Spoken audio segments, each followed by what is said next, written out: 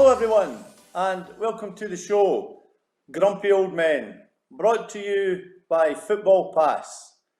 Football Pass has been set up in an effort to raise money and provide meals for children via their partner Well-Fed Scotland. At this time of year, you can appreciate how difficult it is for families with young children, of children of any ages. So it's quite important, and we hope that you will give us a bit of support and help to promote the Football Pass and raise funds for Well-Fed Scotland. Tonight, my name is Tom King, and tonight I'm joined by a good friend of mine, Archie Smith. We're going to chew the fat for a wee while and debate, argue, and maybe even agree on some of the stuff that's been happening within the Scottish football and even British football. We want to be, I wouldn't say too controversial, but if that happens, then so be it. We also might, the odd swear word might slip in, so hopefully none of you are easily offended. And if you are, maybe go and watch Coronation Street. However, welcome. Thanks for being with us tonight. Archie, nice to have you with me. How are you? I'm good, thanks, King. I'm good. Good evening, everybody. Hopefully we'll have a bit of light-hearted banter about what's been going on in the past few days regarding the comings and goings of the football environment, and I'm sure we'll raise some issues, and if anything, we'll certainly have a bit of food for thought going forward. But always remember, it is just their opinion, and everybody's entitled to their opinion at any given time. So we'll be picking in a few subjects, and we'll see how we go with that. Well, just on that, Arch, the first thing I'd like to raise, and you probably watched it yesterday, is the issue with Alfredo Morelos. Now, we seen the game, or that particular part of the game. Red card, yellow card. I mean, for me, it's clear cut. For me, it's absolutely so stupid. What the boy done. There was no real gain. It just seemed to be daft. And he should have been sent off. The referee was there. The referee seen it, as Stephen Gerrard admitted, thus gave him a yellow card. He's seen it, he's seen the elbow, surely a red card. Well, I didn't see the whole game, but I obviously saw that incident, and for the point of view, lashing in there, and the intent was allegedly, by all accounts, and I've seen it, it looks as though to me it was a bit reckless, to say the least. These arms get flying about all over the place, especially at corners and free kicks, and they go unnoticed or unchallenged. I honestly think, probably a red card was probably maybe just too harsh. And as much as he didn't get the red card, everybody's vying for that. I thought a booking was probably enough in that department. I would agree with you that it was a reckless challenge, and it kind of goes with the kind of nature of the player himself that goes into these situations and keeps putting himself in these situations that is not only putting, another professional at risk through injury with his recklessness, but also letting his teammates and his manager down. My other gripe of the weekend, and it's probably been a gripe for a long time, that game was shown live on Sky Television. Now, Sky, as you know, have the rights to Scottish football, live coverage of the Premier League this year, and as is the nature of the beast, generally 1 week it's Celtic away from home and 1 week it's Rangers away from home. And that's all well and good, although this week I believe it's Kilmarnock and Aberdeen, which is maybe a breath of change. But my point here is, and this is a confusion, confuses me greatly, is the league leaders of Scotland were playing against a newly promoted team on Sunday in a place up in Tannadice, which has been a wee bit of a tough ground for Rangers and Celtic in the past to go to. It was a big enough game that you thought would have merited a wee bit more of a fanfare from Sky TV. However, what happens is they're competing against Southampton and another team from down there, Sheffield United, I think it was. why is that? Why are Sky putting two games on exactly the same time? And it's happening again this Sunday. It's happening again at the Aberdeen, Kilmarnock Aberdeen at Rugby Park is competing again. I think it's Southampton again. It's Brighton and Sheffield United. Brighton and Sheffield United. I mean, who negotiated this deal? Did they sit down and just take the deal? Did the SPFL take the deal because it was the best one there and bump BT? Did they actually ask any questions? Because they're not getting any exposure here. How do advertisers feel? How do the supporters of Scottish football feel when the other game, the English game, would be shown probably worldwide? If you would go into a bar in Marbella or Paphos or Tenerife, that's the game that's in the telly. And nobody gets a look in unless it's a Scottish leaning bar. That's the English game that's shown, and I wonder, was it Neil Doncaster? But that's not a new thing. Sit down with the guy and say, "Well, we'll just take what we can get." It's pathetic. I think that's exactly it. I think they've sat down and, well, if that's all we're getting, that's all we're getting.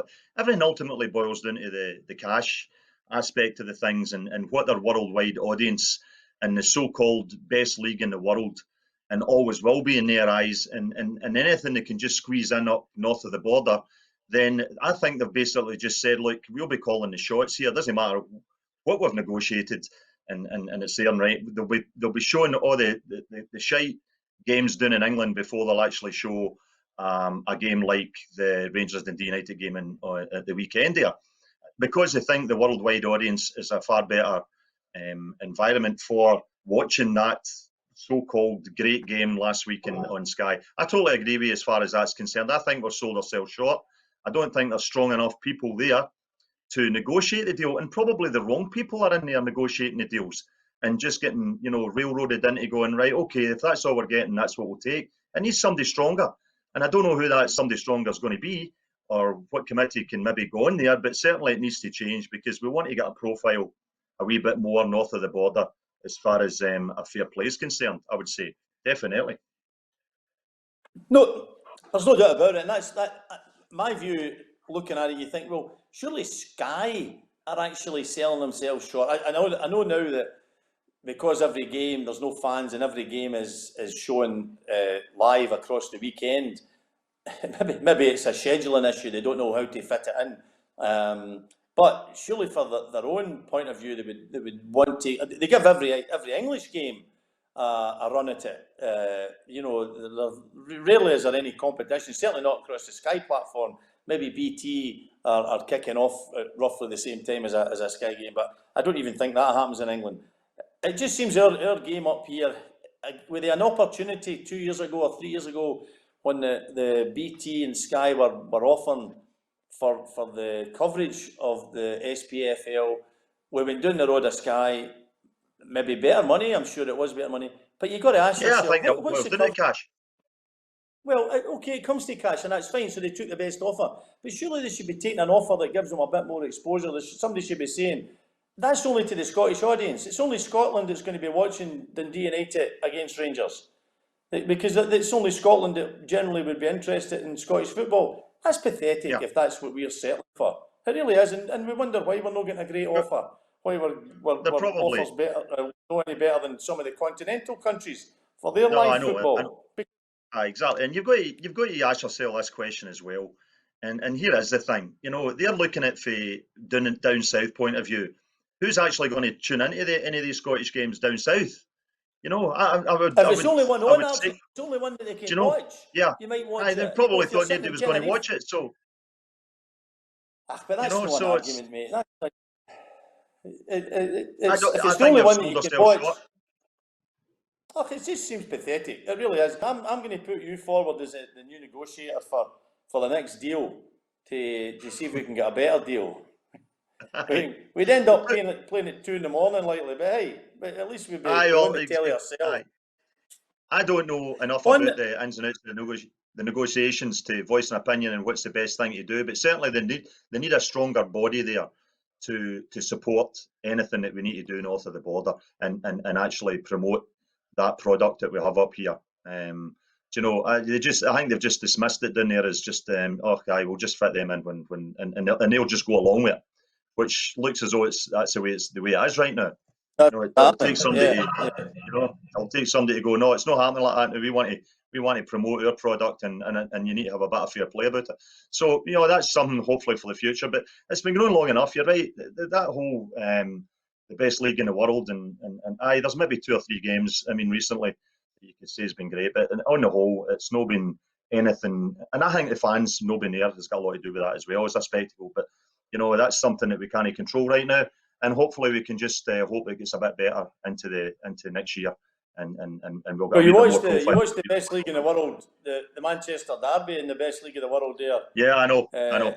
And what they need to do is bring that out in DVD for insomniacs, because that was pathetic. The value of money, or the value of these players on the pitch, it's absolutely diabolical quality of football, and it just as if nobody had an idea.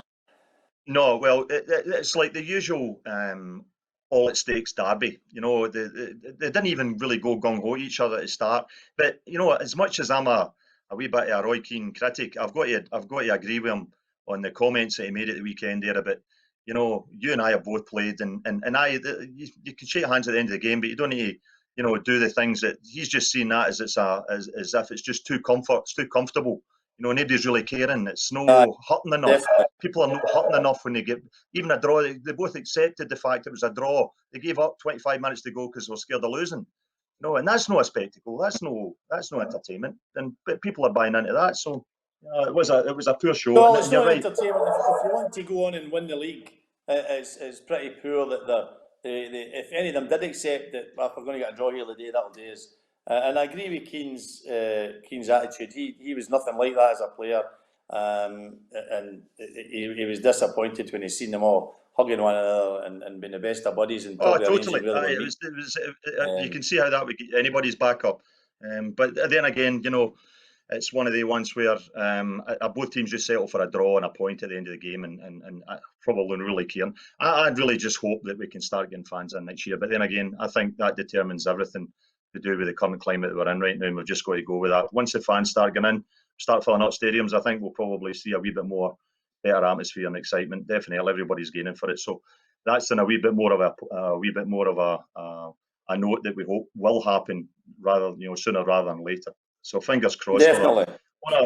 On a slightly more other matter that's a wee bit more that we've heard recently coming through in the media about the Scottish footballer Jen Beattie, who's just obviously came out and told everybody obviously her problems with breast cancer, that she's obviously diagnosed with that. And for Football Pass's point of view, and of us all here, we would obviously pass on our good wishes to her. What she's going through, I think every single one of us has probably been affected by it with some way or another, we know. And for somebody that's been a sports person and obviously she's passionate about her football. I watched the interview just that you did, Tom, just recently, and it's heartwarming, and we just wish her all the best.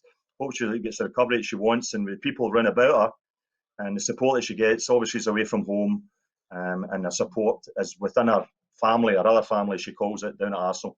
So we would like to wish her all the best, and if it's anything, it's a wee wake-up call to us all, just to be diligent about your own health and have a wee check about other parts that maybe you wouldn't think of checking. And hopefully she makes a great recovery, and we wish her all the best. So our thoughts are with her and her family at this time. Definitely. So, well said.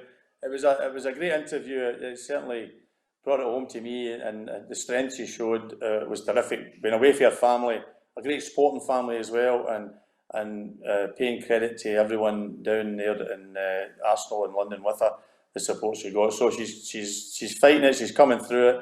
She's getting the treatment, and good luck to Jane. Thanks for bringing that to us and making us aware. It was great to see, and it brought a wee tear to my eye, I can tell you. Yeah, absolutely. Well, anyway, absolutely. I think we're probably running out of time for tonight. Just thanks for joining me there, Archie. That was great to get your insight on.